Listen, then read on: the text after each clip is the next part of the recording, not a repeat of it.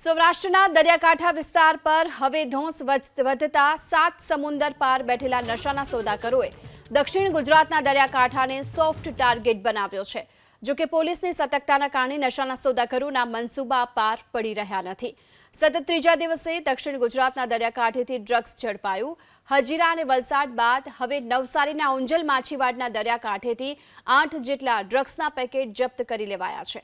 ઓંજલ માછીવાડ ગામે માહિતીના આધારે પોલીસે તપાસ કરી તો એક પીળા કલરની સિમેન્ટની બોરી શંકાસ્પદ હાલતમાં મળી આવી હતી, જેની તપાસ કરતા અંદર ડ્રગ્સના 8 પેકેટ છુપાવેલા મળી આવ્યા, જેને પગલે જલાલપોર પોલીસ નવસારી એલસીબીએ મામલતદારની હાજરીમાં પંચનામું કર્યું।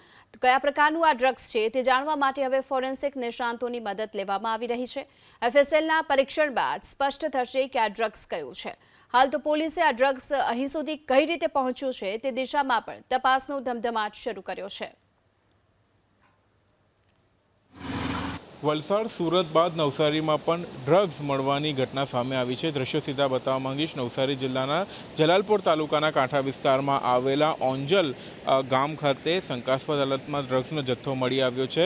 50 પેકેટ જેટલો જે છે ડ્રગ્સનો જથ્થો જે છે મળી આવ્યો છે। નવસારી જિલ્લા એલસીબી પોલીસ અને જલાલપોર પોલીસ સ્ટેશનના સંયુક્ત ઓપરેશને જે ઓંજલ માછીવાડ બીચ છે ત્યાં સઘન ચેકિંગ હાથ ધરવામાં આવ્યું હતું અને મોડી રાત્રે અહીંયાથી જુદી જુદી જગ્યાઓ પર જે 8 જેટલી બેગો મળી હતી, એમાં 50 જેટલી ડ્રગ્સની જે છે એ જથ્થો મળી આવ્યો છે। આ ડ્રગ્સ કયું છે એ અત્યારે તપાસનો વિષય છે, જેને માટે વ્યારાથી જે એફએસએલની ટીમ છે એને બોલાવવામાં આવી છે, જે અત્યારે તપાસ કરી રહી છે।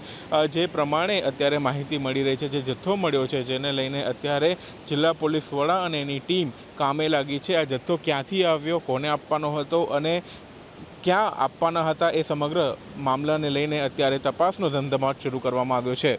સિદ્ધેશ જોશી, એબીપી અસ્મિતા, નવસારી।